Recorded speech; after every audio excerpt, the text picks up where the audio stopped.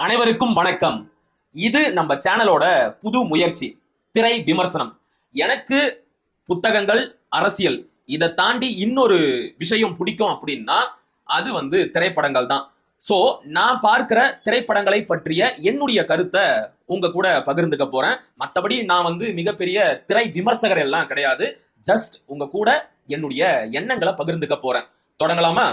இன்னைக்கு நாம எந்த படத்தை பத்தி பார்க்க போறோம் அப்படின்னா, துல்கர் சல்மானோட தயாரிப்புல, டாமினிக் அருணோட இயக்கத்துல, நிமிஷ் ரவியோட ஒளிப்பதிவுல, கல்யாணி பிரியதர்ஷன், நஸ்லன், சாண்டி மாஸ்டரோட நடிப்புல திரையரங்கில் வெளியாகி ஓடிக்கொண்டிருக்கும் லோகா சாப்டர் 1 திரைப்படத்தை பத்தி தான் பார்க்க போறோம்.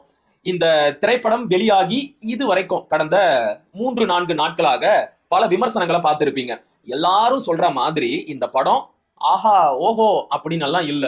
ரொம்ப சுமாரான படம், நல்ல படம், ஒரு தடவை பார்க்கலாம். அதுலயும் குறிப்பா நீங்க அதிகமான ஹாலிவுட் படங்களை பார்க்கக்கூடிய நபராக இருந்தால் இந்த படத்தில் வருகின்ற சில காட்சிகள், ஆக்ஷன், அதிரடிகள் உங்களுக்கு எந்த ஒரு வியப்பையும் ஏற்படுத்தாது. ஏன்னா 2022ஆம் ஆண்டு கொலம்பியா பிக்சர்ஸ் தயாரிப்புல மார்வல் சினிமேட்டிக் யூனிவர்ஸ் மூலமா வெளியான படம் தான் மார்பியஸ். அந்த மார்பியஸ் படத்தோட கதைக்களத்தை அடிப்படையா வச்சுக்கிட்டு தான் இந்த படத்தையும் எடுத்திருக்கிறாங்க. அந்த படத்துல ஹீரோவுக்கு எப்படி சூப்பர் பவர் கிடைக்குமோ அதே மாதிரி தான் இந்த படத்துலயும் ஹீரோயினிக்கு சூப்பர் பவர் கிடைக்குது. அது மட்டும் இல்லாம ஒண்டர் உமன், ட்விலைட் சாகா, டெட்பூல், அண்டர்வேர்ல்ட் மாதிரியான பல ஹாலிவுட் படங்களோட காட்சிகள், கதாபாத்திரங்கள், ஆக்ஷன் சீக்வன்ஸ் இதையெல்லாம் சுட்டுதான் இந்த படத்தை எடுத்திருக்கிறாங்க. என்னதான் ஹாலிவுட் திரைப்படங்கள்ல இருந்து கதைக்களத்தையும் கதாபாத்திரங்களையும் ஆக்ஷன் காட்சிகளையும் சுட்டு இருந்தாலும் இந்த கதைக்கும் கேரளாவுக்கே உரிய யக்ஷி, நீலி மாதிரியான சில புராண கதாபாத்திரங்களோட டச்சையும் கொடுத்திருக்கிறாங்க. அவ்வளவு ஏன், இந்த படத்துல இயேசுநாதரே மூத்தோன் அப்படிங்கிற ஒரு கதாபாத்திரமா வராரு.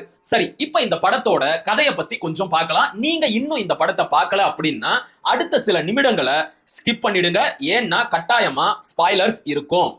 சந்திராவா நடிச்சிருக்கிற கல்யாணி பிரியதர்ஷன் படத்தோட ஆரம்பத்துல வெளிநாட்டுல ஒரு மிகப்பெரிய மிஷனை சக்சஸ்ஃபுல்லா முடிச்சுட்டு ஒரு புது அடையாளத்தோட பெங்களூர்ல தங்குறாங்க. பகல் முழுக்க ரூம்லயே அடைஞ்சு கிடக்கிற சந்திரா இரவுல மட்டும் நடமாடக்கூடிய ஒரு மர்மமான பெண்ணா இருக்கிறாங்க. அவங்க தங்கி இருக்கிற அந்த அபார்ட்மெண்ட்டுக்கு நேர் எதிரில தான் ஹீரோ நஸ்லனும் தங்கி இருக்கிறாரு. சந்திராவை பார்த்த உடனே காதல்ல விழுந்துடுறாரு. சந்திராவோட மர்மமான நடவடிக்கைகளை பார்த்து சந்தேகப்பட்ட ஹீரோ நஸ்லன் ஒரு நாள் அவங்களுக்கே தெரியாம ராத்திரி நேரத்துல அவங்கள பின்தொடர்ந்து போறாரு. அன்னைக்கு எதிர்பாராத விதமா சந்திரா ஒரு உடல் உறுப்பு திருட்டு கும்பல் கிட்ட மாட்டிக்கிறாங்க. உடனே சந்திராவை காப்பாத்துறதுக்காக ஹீரோ நஸ்லன் அந்த கும்பலை விரட்டிக்கிட்டு போறாரு. அங்க போன உடனே தான் தெரியுது சந்திராவுக்கு ரத்த காட்டேரிகளோட சக்திகள் இருக்கு. அவங்களே தனியாளா அந்த உடல் உறுப்பு திருட்டு கும்பலை அடிச்சு துவம்சம் பண்ணி தீர்த்து கட்டிடுறாங்க. சரி, ஓகே, சந்திராவுக்கு இந்த சக்திகள் எப்படி கிடைச்சது? அதுக்கு திரைப்படத்துல ஒரு குட்டி பிளாஷ்பேக் கதையும் இருக்கு. பல நூறு ஆண்டுகளுக்கு முன்னாடி அரசர் ஒருத்தர் வழிபட்டு கொண்டிருந்த காளி கோவில்ல பழங்குடியின சமூகத்தை சேர்ந்த சிறுவர்கள் நுழைஞ்சிட்டதுனால அந்த கோவிலுக்கு தீட்டு ஏற்பட்டுடுச்சு அப்படின்னு சொல்லி அரசர் கோவப்பட்டு தன்னுடைய படைகளை அனுப்பி அந்த பழங்குடியின மக்களை மொத்தமா வேட்டையாட சொல்றாரு. தங்களுடைய உயிரை காப்பாத்திக்கிறதுக்காக அடர்ந்த காட்டுக்குள்ள இருந்த மர்மமான மிகப்பெரிய குகைக்குள்ள போய் அந்த பழங்குடியின மக்கள் தஞ்சம் அடைகிறாங்க. அப்ப அந்த பழங்குடியின கூட்டத்துல இருந்த சிறுமிய அந்த குகைக்குள்ள இருந்த வேம்பயர் பேட்ஸ் எனப்படும் வௌவால் கடிச்சு வச்சிருது. இதனால அந்த சிறுமிக்கு எல்லையில்லா சக்தியும் மரணமில்லாத வாழ்க்கையும் கிடைக்குது. அந்த சிறுமி தான் சந்திரா. அவங்க பல நூறு ஆண்டுகளாக உயிரோட வெவ்வேறு இடங்கள்ல வாழ்ந்துகிட்டே இருப்பாங்க. ஒரு கூட்டத்தோட இணைஞ்சும் அவங்க செயல்படுறாங்க. இந்த படத்தோட வில்லனா நடிச்சிருக்கக்கூடிய சாண்டி மாஸ்டருக்கும் சந்திராவுக்கும் சண்டை நடக்கும் போது சந்திரா சாண்டி மாஸ்டரை கடிச்சு வச்சிருவாங்க. இதனால சாண்டி மாஸ்டருக்கும் அந்த சக்திகள் கிடைக்கும். கடைசியில சாண்டி மாஸ்டரை சந்திரா எப்படி கொல்றாங்க அப்படிங்கிறது தான் கதை. சோ நான் ஏற்கனவே சொன்ன மாதிரி Morbius, Dracula, Blade, Underworld, Twilight Saga மாதிரியான ரத்த காட்டேரிகள் தொடர்புடைய ஹாலிவுட் திரைப்படங்களை பார்த்தவங்களுக்கு இந்த படம் பெருசா எந்த ஒரு தாக்கத்தையும் ஏற்படுத்தாது. இன்னும் சொல்லணும் அப்படின்னா இந்த படத்துல வர சில காட்சிகள் ரொம்ப கிரிஞ்சுத்தனமா கூட இருக்கும். சரி, ஓகே, கடைசியா இந்த படத்துல ஏதாச்சும் அரசியல் இருக்கா அப்படின்னு தேடி பார்த்தோம். ஏன்னா வழக்கமா மலையாள திரைப்படங்கள்ல தமிழர்களை இழிவுபடுத்தி ஏதாச்சும் ஒரு காட்சியோ வசனமோ இடம்பெற்று இருக்கும். அதுலயும் இந்த படத்தை துல்கர் சல்மானே தயாரிச்சிருக்கிறாரு. ஏற்கனவே அவர் நடிச்ச வரனே அவசியம் உண்டே அப்படிங்கிற திரைப்படத்துல நம்முடைய தேசிய தலைவரோட பெயரை ஒரு நாய்க்கு வச்சு இழிவுபடுத்தி இருப்பாரு. இந்த படத்தை அவரே ப்ரொடியூஸ் பண்ணியிருக்கிறாரு. சோ படத்துல தமிழர்களை இழிவுபடுத்தி ஏதாச்சும் ஒரு காட்சியோ வசனமோ வச்சிருக்கிறாரா அப்படின்னு தேடி பார்த்தேன்.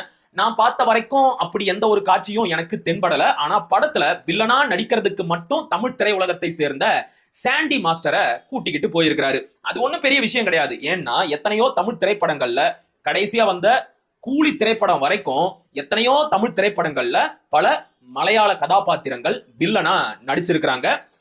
பல மலையாள வில்லன் நடிகர்களையும் நமக்கு நல்லாவே தெரியும்.